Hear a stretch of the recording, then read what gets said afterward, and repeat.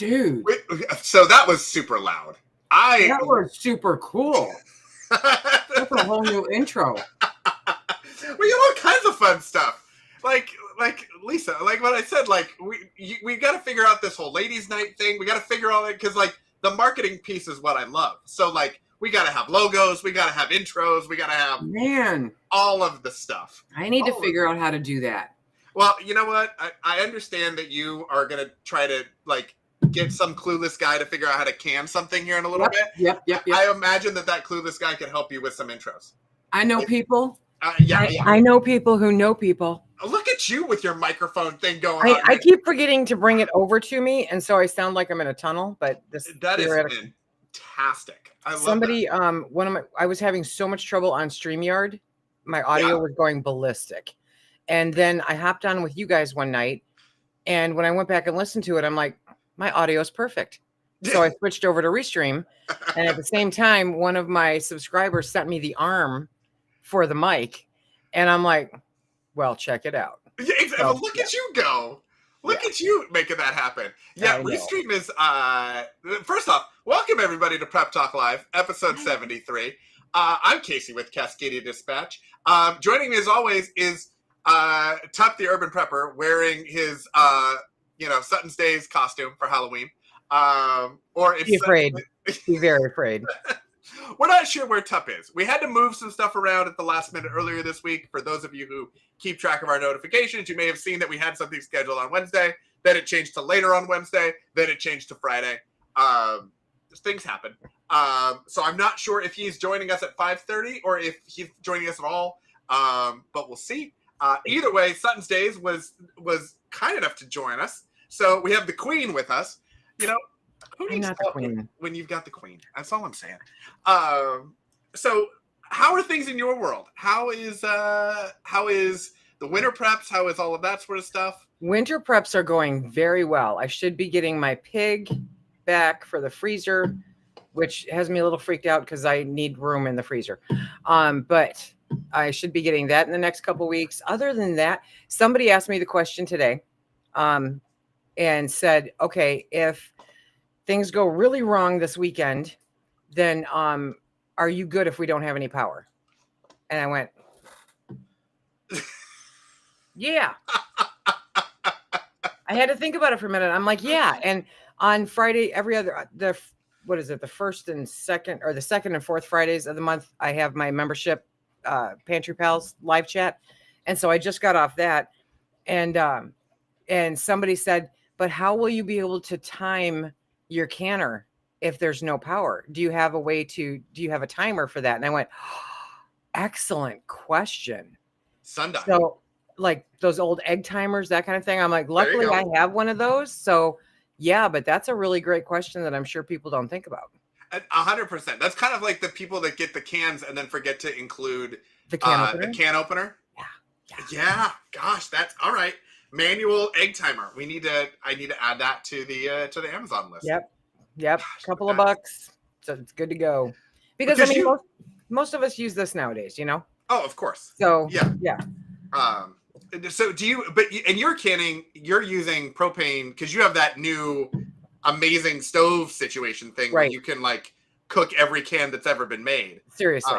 So you're not worried about the electricity to keep the temperature right. You would just be worried about making sure you pull everything off. Right.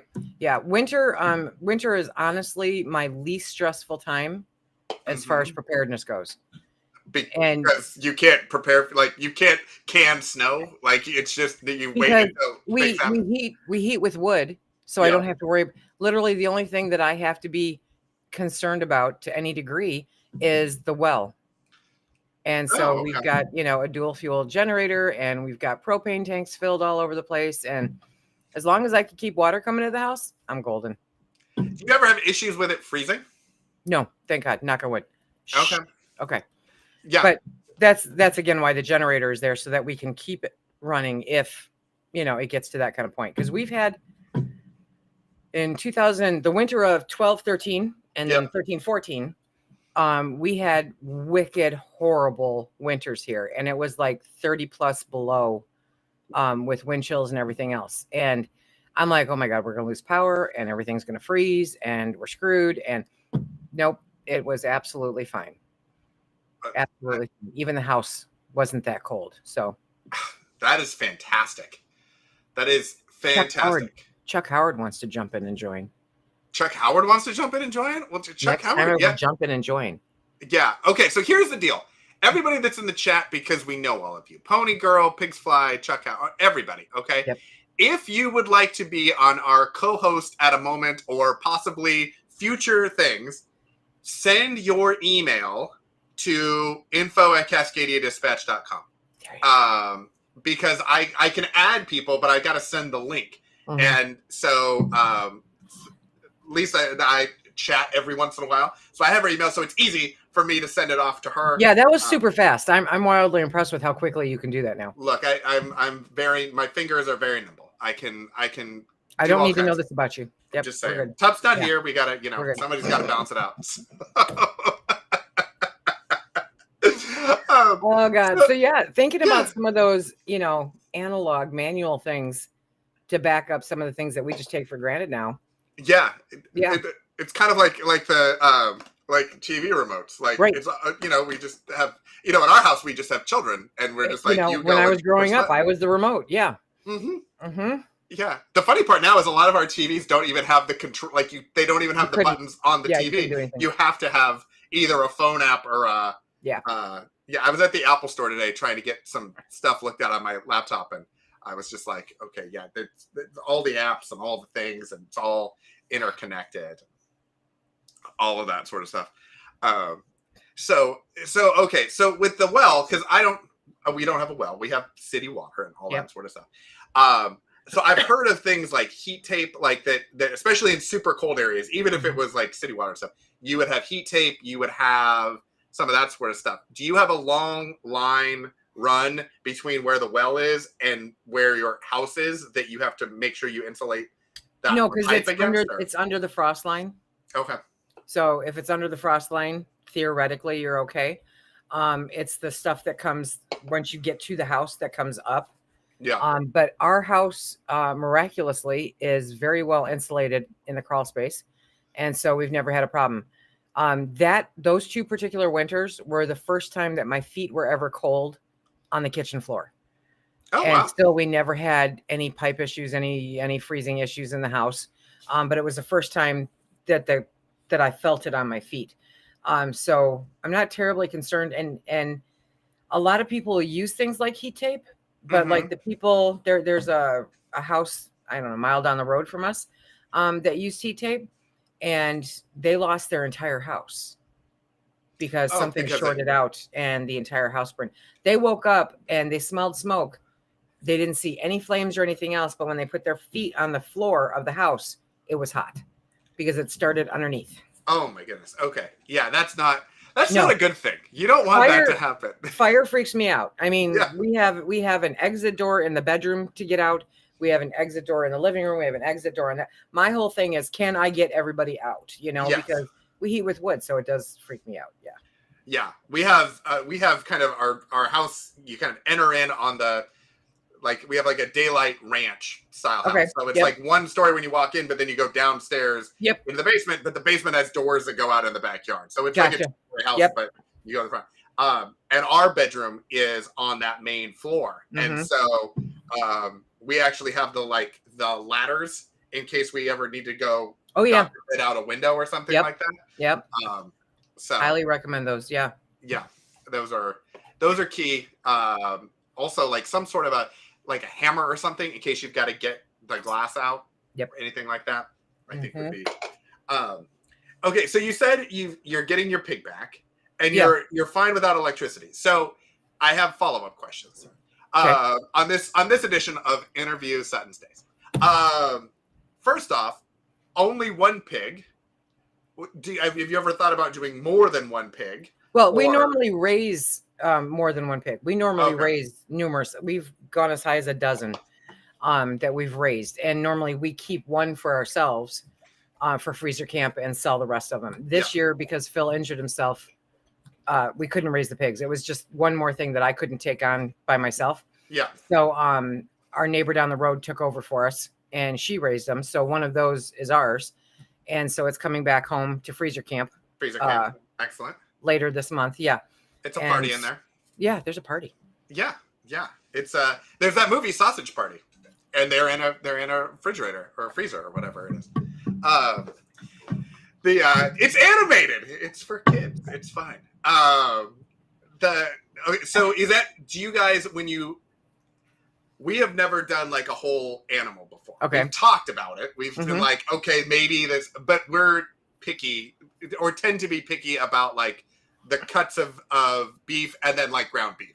Okay. So there's like a lot of stuff that like a lot of people would probably use that we just don't know. Like I don't know how to make ribs, but like I can make a burger, like, that sort of stuff. Yeah.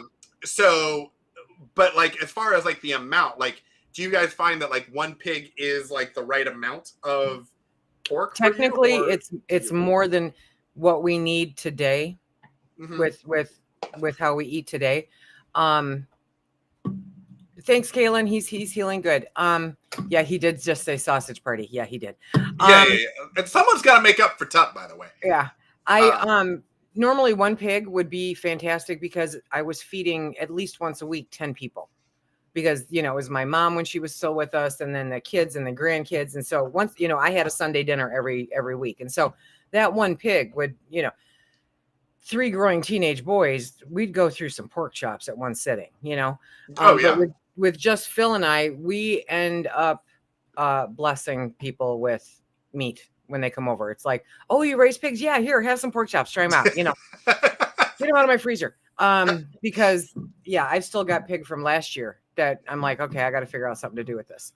I take care of my senior citizens and stuff, and I'm just like, here you go, have some pork. You're the kindest woman in the world. No, I'm really not. No, I'm not. Sustainable prepping. I see you in here. Hello. Do you want to jump in? If you do, let me know, and I'll send you the link because I know how to do that to get it to you. I also know that you may be putting kids to bed or something, and it might not be a thing you want to do right now. So, just FYI. Yeah, she is. She's very. I'm like all over the place here today. What did I say? Oh, she said you're very generous. Thank you. Feeding people is my love language. Yeah, and that's okay. We understand you're wrangling kids. We just appreciate you joining in for the chat and stuff. For anyone who, most of you have been here before, but we had some amazing episodes with Sutton's Days of Sustainable Prepping joining the party over the last couple of weeks, and they have been incredibly well received by not just the audience joining us for the live stream, but also the replays. We've got some of our biggest replay watch numbers on those last couple episodes. Really? That we've ever had. Yes. Somebody wants to watch this chaos? Apparently on repeat sometimes. So I do Monday Night Live every Monday. I have for over 7 years. Every Monday, unless something big goes on. And I get most of my views in replay because they can't be there for the show. Yeah. But they'll turn it on the next day or the day after. Yeah. It's the DVR generation. Yeah. Pigsfly says, do you prep for others to stay with you in an SHTF situation? No, I encourage people that they do not want to stay here. And I'm completely serious. I don't play well with others. So if I'm not going to take care of you, if you are not putting any effort into taking care of yourself, I am not a crutch. But if they are like my mother, when my mother was alive, yes, obviously, my grandkids are not going to starve. There's no way that's going to happen. But due to everything that we do, my, Phil's son and, his wife and all of that, they also prepare now so that they're not completely up a creek without a paddle. So for the most part, though, no, I do not. Okay, so that's an interesting question, and one that I have had cooking around in my brain, but I didn't necessarily know how to ask it. So I'm glad that you brought it up. I am literally unoffendable. Well, no, yeah. I know that, but yeah. I was like, because we talk a lot, Tup and I talk a lot about family prepping and extended family prepping and all this sort of stuff. And usually you talk about you and Phil, and I haven't heard you talk about Yeah. kids or grandkids or any of that sort of stuff. I didn't want to bring it up in case it was like a thing. Oh no, it's not. No, it's. So, I mean, like I said, I used to cook dinner for 10, every single week, and I enjoyed it. That is my love language. That's fine. But kids get older and they've all got activities and jobs and stuff like that, and so it's like virtually. And my mom died, so it's virtually impossible to get those dinners together anymore.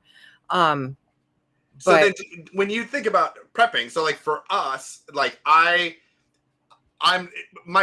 family is into it a little bit, not nearly as much as I am. And I have strategically decided, okay, I'm going to have the bulk of the equipment here and everyone will come here to have all the stuff. So we don't have to have it distributed and we have everybody together. Right. But we live relatively close by to each other. So for you, if you're kind of not inviting others over, is that because of distance? And have you like, do your kids prep? Like, do they do their own thing because their mom is Sutton's Days and like they've been prepping since they were born? Well, not since they were born, but yes, they do prep. They do prep. Okay. I think that the issue would be, if you didn't notice, I'm a rather strong, opinionated woman. And so I would, I would bump heads, at some point going, this is my house, shut up, so I think it's safer for everyone involved if, but if it was like a serious emergency, there'd be room. Yeah. Absolutely. There's not an issue there. Yeah. Well, I think that's another thing too, of the, like, there are certain people that are like, don't come to my house because I don't want to worry about the preparations. I want it to all be on you. This is about me, and it's about neighbors and all that other and all of that other stuff. But then there's people who are like, hey, don't plan on coming here because I've actually taught you how to do, like, it's better to have the satellites set up. Exactly. Right. Yeah. I'm not every Tom, Dick, and Harry out there that says, oh, I know where I'm coming if everything goes south. No, you're not. Yeah. The gates closed, the sticks are loaded, and you're not welcome.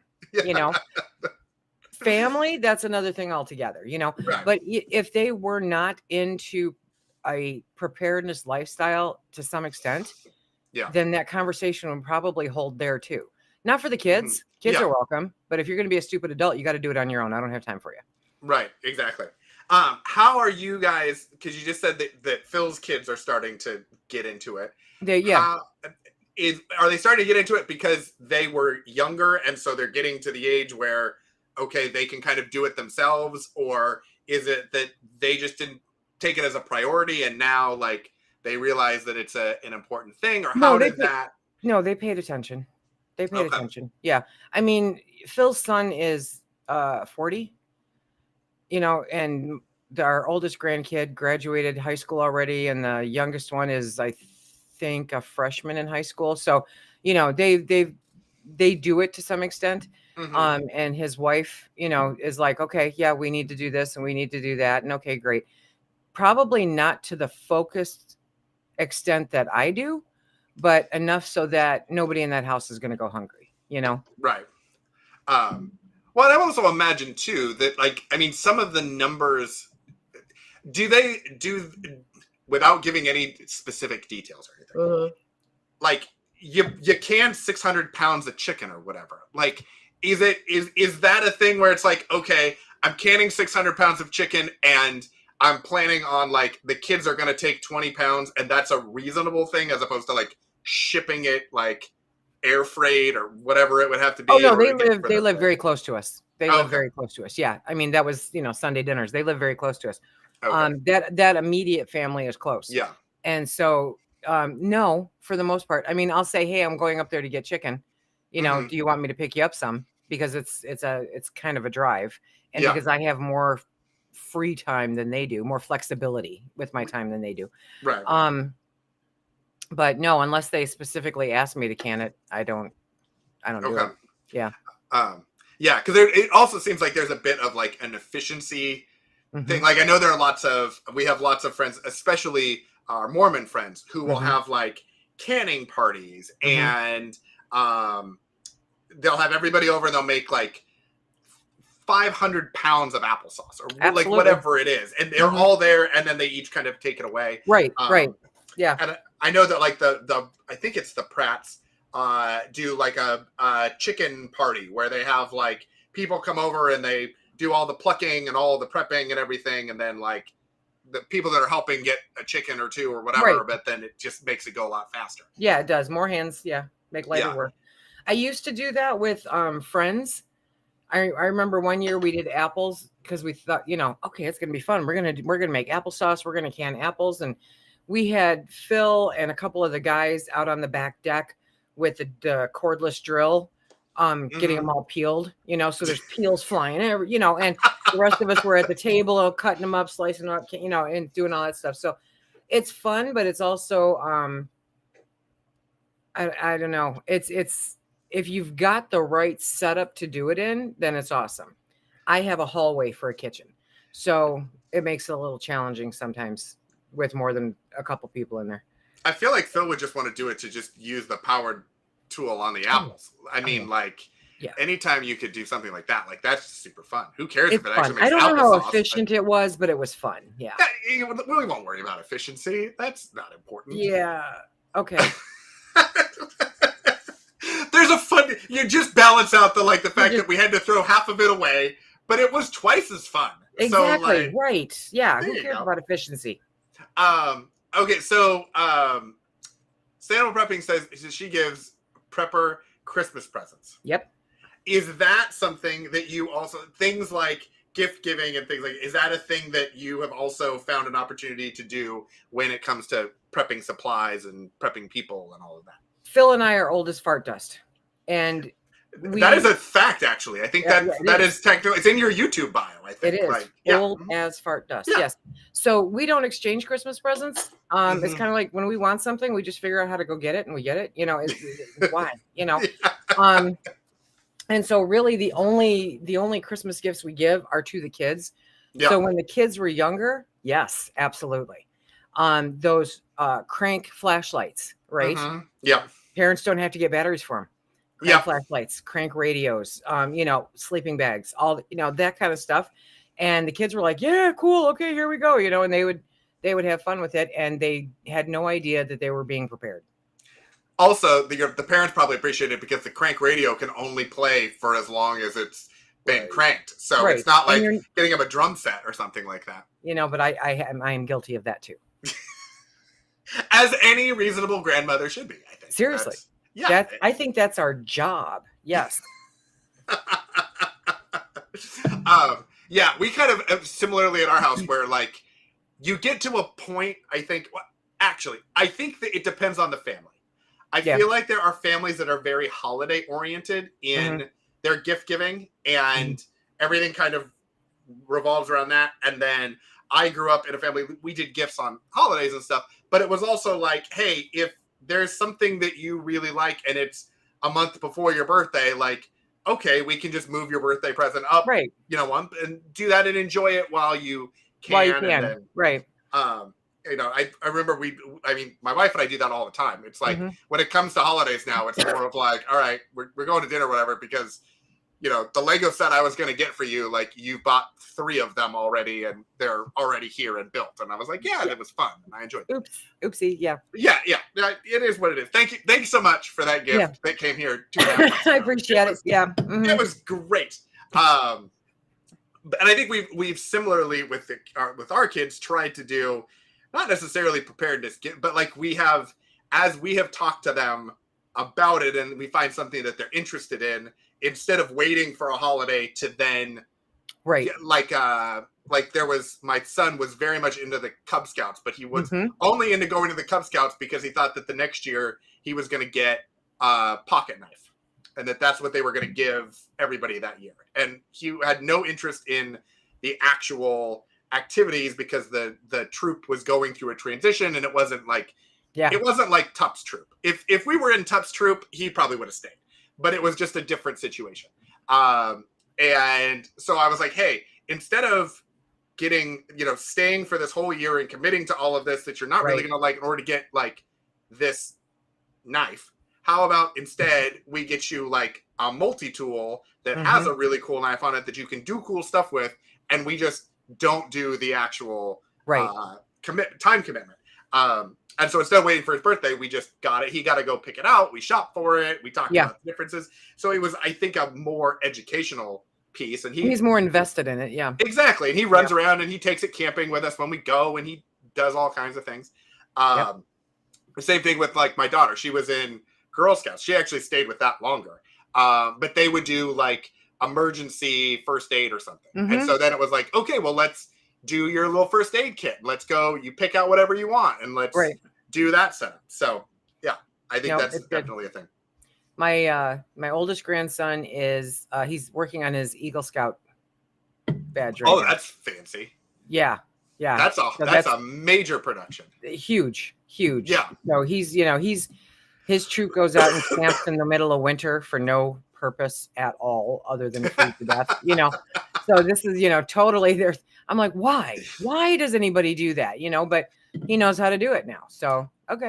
I feel the same way about camping in general, but I have had to adapt. I used to love camping, and then I moved here to the country and went, I don't have to do it anymore, and literally sold all my camping stuff. We did the camping thing because my wife wanted to go camping with the kids because it was a thing, and we were going to go with some families. And so the deal that we made was that I could buy as much emergency preparedness stuff as I wanted, as long as we used it when we went camping. Right. Because it's silly to buy all of this stuff and not use it. You're a prepper when you don't care and you just buy stuff because it looks really cool. But it's useless. It's a doorstop unless you know how to use it. That is very true. And so every year I bring something new or a couple of things that are new and test them out. And we've brought walkie-talkies or radios so the kids can go and test all that stuff out. But now we've gotten to the point where we are realizing we are old. We are getting older, and the whole like air mattress setup is just, so I'm like, every year I'm like, we are just inching closer and closer to either a trailer or scrapping this whole thing and going back to the hotel, which is I know what I wanted to do in the first place. I'm like, why did we do this whole thing in the middle? We could have just gone shortcutted to the answer. But it's a skill. Yes, that's what I understand. Yeah, that's what I've been told. And now I know how to do it. Like this last time we went, and we actually, I call them our camp mentors, who are the people that grew up camping and kind of taught us how to do. So they were delayed, and we got out there first, and we actually got like everything all set up. And then there was a wildfire, and we had to put it all back away and drive home. But we were like, we took pictures, and we were like, look, see, we have the kitchen where the kitchen goes, and we have Oh my gosh. Pony girl, my bones say get a mattress. Seriously. Yes. Yeah. The mattresses, and we got cots for a while, and then we I used to love the cots. Yeah, and now we have different ones that are easier because I don't like to set them up. We got the ones that are the disc ones from Costco. That are super. I mean, they're great. They work fantastically. They are a pain in the neck to put together in the middle of the summer inside of a tent. I'm sure they are. Yeah. Hate it with the passion of 1,000 suns. See, the ones that I had forever and a day ago, these were 20 years ago, over 20 years ago, were like the chairs in a bag, only it was a cot. Yes. Yeah. Yep. It was like army cot. I mean, it was not made for comfort, but it was better than the ground. Yes. So we got those this year because we were going to try them, and then of course we didn't actually really get to try them. But they were so much easier, and look, I'm the bougie prepper for a reason.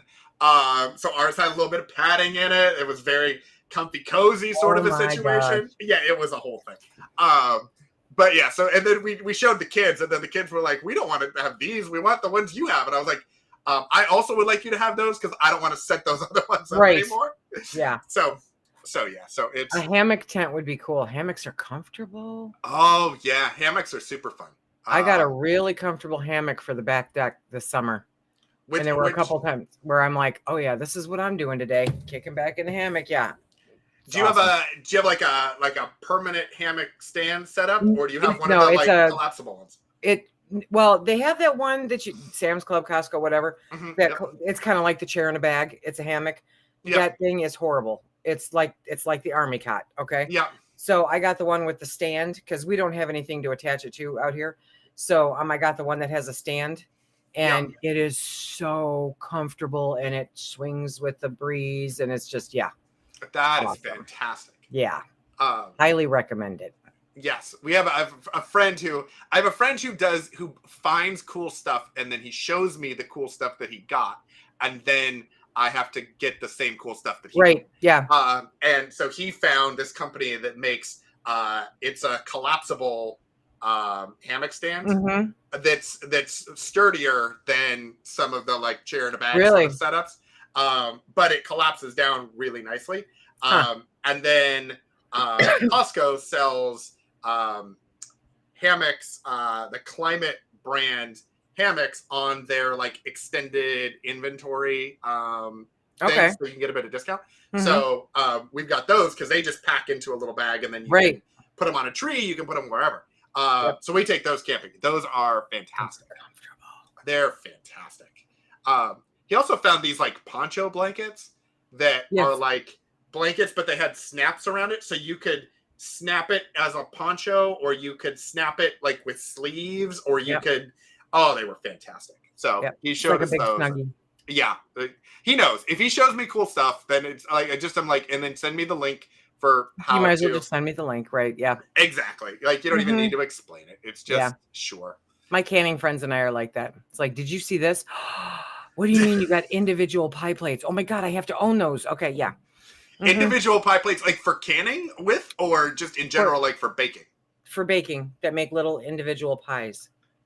Oh, that's fantastic. Yeah, tell me about it. That's fantastic. Yeah, I was gonna say, I feel like that. That's how I ended up with my thermos. Yeah, same thing. Yeah. Because that was a free gift when you bought that many individual pie plates? Somebody, one of my friends had that thermos, and I'm like, that is actually exactly what I'm looking for. I now own 3 of them. So yeah. It's a disease. It's prepper math. It's like, look, I've got 1 of these. That's fantastic. Now I have 4 of them, and isn't that even better? That is even better, because when I know that I'm leaving, I always have to have something to drink. Always. Yeah. So if I know that I'm leaving the house for an extended period of time, I'll load up 2 of those with me and take them with me. I'm like, okay, I got them. They got a little handle on them. They're Stanley. Very nice. Stanley, so they're secure. God knows, because I've dropped them enough times. But yeah, if it makes sense, get a few of them.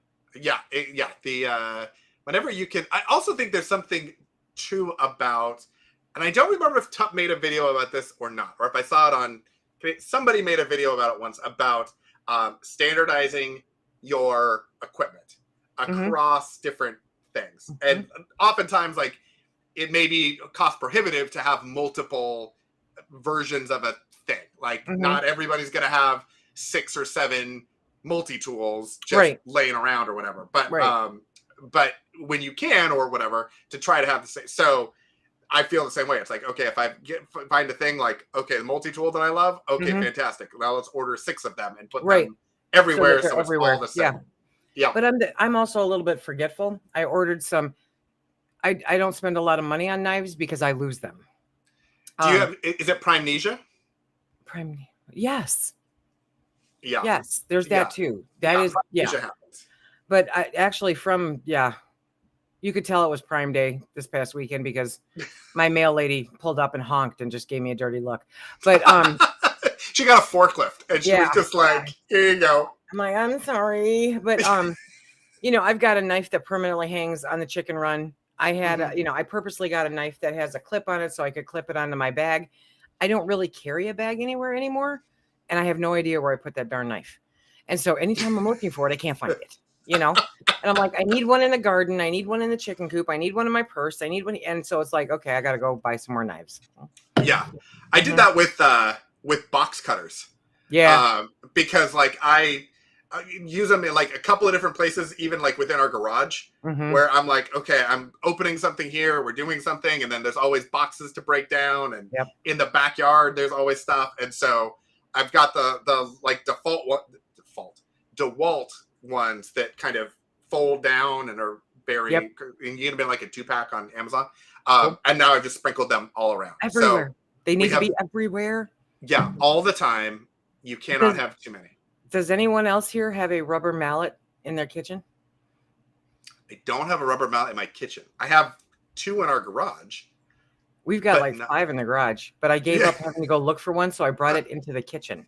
Because I'm to like, tenderize meat with, or just to like to put tell together Phil my to get away from the pot. Yeah, exactly. No, to get the gamma lids on the buckets. Oh, all right. Yeah. Oh, Pig's Fly does. She has a rubber mallet. Yeah. Now, okay, this may be a stupid question, but I ask a lot of them. So, so gamma lids on, is it the gamma lid that screws off too, or is it the one that's fully solid that you're attaching? You buy the gamma lid, and the one part screws off of it, so then you've got the ring, and the ring you need to pound down onto the bucket. I have never found a way to remove them from a bucket once they're on there, so be sure you put it where you want it. But I have. Yeah, exactly. So what you do is you put the pine shaving pellets for your chicken's roost bedding in there, and then allow water to get in. And then what happens is that water gets in with the pine shavings and possibly some sort of mold or mildew, something organic that's a problem, and then the bucket explodes. And in that process, the ring will loosen, and then you just pull it off that way. The things you learn. I have so many tips and tricks. That's what all my YouTube shorts are. I'm going to have to take a hard pass on that one. Yeah. But in order to get the rings onto the buckets, you have to have a mallet. I have literally been known to set the bucket up in the kitchen and stand on the rim of the bucket and bounce up and down while holding onto the counter, trying to get these things on. So I just pound them on. It's a sight. I'm telling you. There's so much there that Tup is missing out on right now. I'm telling you. I just don't know, like that one. There's a lot to that one right there. You do what you gotta do. Okay. Exactly. Yeah. And Phil is there just lending moral support, I think, probably. Oh, he's probably in the garage. Oh, well, then. Yeah, that's... It's best to hide. Yeah, I mean, it seems like that's probably a good idea. Pony Girl says she has several mallets in our house, in 2 rooms, and the garage and the garden. I haven't needed any in the garden, but that's not a bad idea. In case there's like moles or gophers or something, it's like I had a weasel pop out of a raised bed at me this past year. So yeah. Okay. I feel like being Casey's favorite would be endless amusement. Don't you think? Have no idea. You have no idea. It is always, it's never dull around here. No. Never dull at all. No. My wife actually we have string lights all over our yard because we feel like we're fancy or something, and we want to have, exactly. Like there's a theme here. Well, we back to a wetlands, and so the birds have decided that those are great places to perch. And then what they like to do is defecate all over our deck. Yeah. And then our cat that likes to be outside likes to go run around and lick the deck. And then get sick all over basically anything. Yeah. So we have tried to now get rid of the bird, and so my wife got these bird sculptures to go on the deck. So anyone who would be looking at our deck is wondering why there are these gigantic multicolored art bird whatevers with bobblehead things and all this kind of stuff. That's just how we roll. That's just how things go. Got to keep it interesting. Yeah, exactly. Oh my goodness. All right. Well, it is 6:00. And inside, you can't hear this because I'm in my bunker outside and I have found refuge. But inside, there are a bunch of teenagers having a Friday the 13th marathon because they didn't have school today. And so it's Friday the 13th, so they're doing movies. The pizza is apparently almost here. So I am going to go and feed the animals that are inside the house and make sure that my wife can have a little bit of a break from all of the noise and everything that's going on. Best of luck, Yeah, exactly. Godspeed to me is what's happening. Thank you for joining us, Lisa. Hey, anytime. It's I just wonderful. happened to pop in here. I'm like, oh, okay. It was so great too because Tup was a no-show. He totally bailed on you, dude. He got a strike, but that's no, okay. Actually, he got a no. What? He got a strike. You're not. Well, talking we didn't show up. With you. Okay. Yeah. Okay. Feed the. Are you saying feed the heroes or feed the hordes? The hordes. Yeah, Feed the hordes. That is 100%. We've graduated too from like little kid portions of pizza to like now teenage boys and girls. Eat an entire pizza. Yeah. Yeah, exactly. Yeah. So it was like your Amazon Prime. Are they watching the Friday the 13th in order? So originally the idea was they were going to watch all of these scary movies. Okay. And then the list of scary movies that they had found was revealed to the parents. And the parents found that there was other material in these movies that maybe weren't appropriate for like a thing. So I believe they are instead watching the Transformers trilogy or Mean Girls. Something I thought like they were that. watching like Friday the 13th. That was the plan. Originally, the plan was to watch Friday the 13th. Gotcha. Yeah, but that got vetoed by a couple of parents, and so they have pivoted. They're not. When I look back now, they were terrifying when they came out because I'm older than Fart does. Yeah. But now you look at them and go, "Oh my God, this was so bad." Oh, 100%. They all think it's hilarious. I am not a scary movie person. I hate to be scared. I hate anything that's sad. Like if I'm gonna go spend 2 hours and potentially like $15 at a movie, I want to feel way better at the end than I did at the beginning. You're not going to watch Beaches, huh? Okay. No. And like if there's a movie that I even think is questionable, I will read the summary spoiler to make sure. I call them trap movies, where like the preview makes it look like it's funny, and then like you get there and at the very end, like the mom dies, as you're walking and out we're the like, door. what? No, this is not a thing. But my kids love these horror movies with their mother. And so I'm like, you guys have a wonderful time. Enjoy yourselves. I am going to go do literally anything else. I used to love them. I cannot watch them anymore. Yeah, I just don't. I don't understand it. But people enjoy it. So, to each their own. Definitely. So I'm going to go feed them pizza at like arm's distance. I don't even want to hear it. Yeah. Exactly. Well, thanks everybody. No problem. Thanks for joining, and everybody also in the chat. Again, if you would like to be, available to jump on to our sessions, our shows, and when the next time that Tup bails, or even when not, like that we've talked about that we would want to bring other people on and all this sort of stuff. So send us your email or send me your email. So that I've got like a little bit of a roster of who's available. Yeah. If you send it to Sutton's Daily, she's gonna be like, I don't want you here, and I don't want your email, and I don't want anything. Leave me alone. Like that would be a great autoresponder. It's just like a gif of you being like, no, you shall not pass. Whatever it is. So thanks everyone. We'll see you next week. Probably on Wednesday. Hopefully with Tup. Maybe with sustainable prepping. Maybe with Sutton's Days again. Maybe with somebody new. You never know. It's all yes. But thanks again for joining. We'll talk to you soon. Bye-bye. Bye.